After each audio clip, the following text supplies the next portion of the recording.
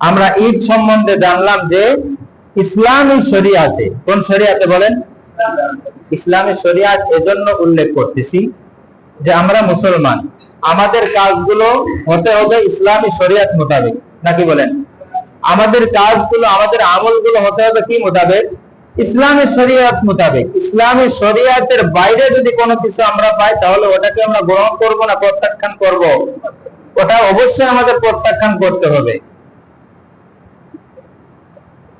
আল্লাহ রাসূল সাল্লাল্লাহু আলাইহি ওয়াসাল্লাম যে দ্বীন শরিয়াত আমাদেরকে আল্লাহ তাআলার মাধ্যমে দিয়েছেন, ওই দ্বীনটাকে পালন করতে আমাদের হবে ইসলামী শরিয়াত মোতাবেক আমাদের জীবন যাপন করতে হবে। তো এই জন্য বললাম যে ইসলামী শরিয়াতে আল্লাহ এবং তার রাসূল আমাদেরকে দিন দিয়েছেন, ঈদের দিন দিয়েছেন, দুইটা ঈদের দিন। তাহলে একটা হলো ঈদ। এবার আসেন মিলাদুন নবী অর্থ কি? মিলাদ অর্থ জন্ম, মিলাদ অর্থ কি? ওয়ালাদা মানে, ওয়ালাদুন মানে সন্তান, ওয়ালাদুন মানে কি? সন্তান। আর মিলাদ মানে হলো জন্ম। মিলাদ মানে কি? জন্ম।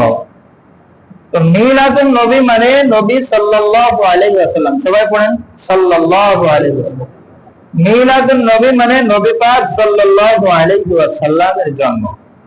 তো নবী পাক সাল্লাল্লাহু আলাইহি ওয়াসাল্লাম জন্মগ্রহণ করেছেন, আমরা যেমন জন্মগ্রহণ করেছি আমাদের মায়ের গর্ভ থেকে, তো রাসূল আরবি সাল্লাল্লাহু আলাইহি ওয়াসাল্লামও মায়ের গর্ভ থেকে জন্মগ্রহণ করেছিলেন।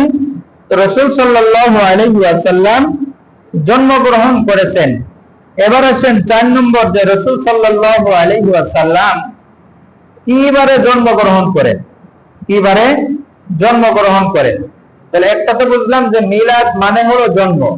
তাহলে আমাদের সমাজে একটা গলত মাশহুর মানে ভুল প্রচলন একটা কথা আছে, সেটা হলো যে আমাদের হুজুরদের কাছে এসে বলে, হুজুর আমার বাড়িতে মিলাদ হবে, চলেন আমার বাড়িতে একটু মিলাদ করে আসতে হবে বা মিলাদ পড়া দিয়ে আসতে হবে। তো বলেন তো কথাটা কি সঠিক না বেঠিক? মিলাদ অর্থ জন্ম। তা আপনার বাড়ি কি কারো জন্ম হচ্ছে? যদি জন্ম হয় তাহলে আমাদের কাজ হবে ধাত্রী পাঠাই দেওয়া। ধাত্রী পাঠাই দেওয়া কাজ হবে না?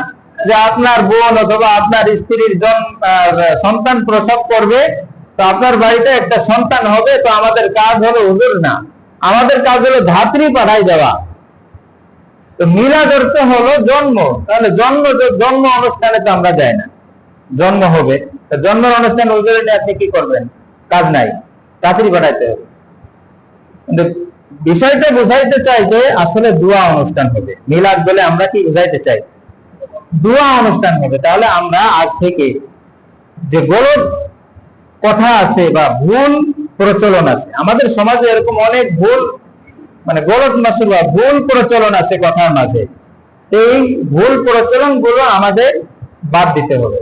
ভুল কথা আমাদের কি করতে হবে? বাদ দিতে হবে। মিলাদুন নবী মানে নবী সাল্লাল্লাহু আলাইহি ওয়াসাল্লামের জন্ম। তো আমাদের সমাজের মধ্যে যে দোয়া অনুষ্ঠান হয়, এটাকে আমরা মিলাদ বলবো না, বরং বলবো যে হুজুর চলেন আমার বাসায় একটু দোয়া করে আসবেন, একটু দোয়ার অনুষ্ঠান বা দোয়ার আয়োজন করছি, তো এই দোয়ার অনুষ্ঠানে আপনি উপস্থিত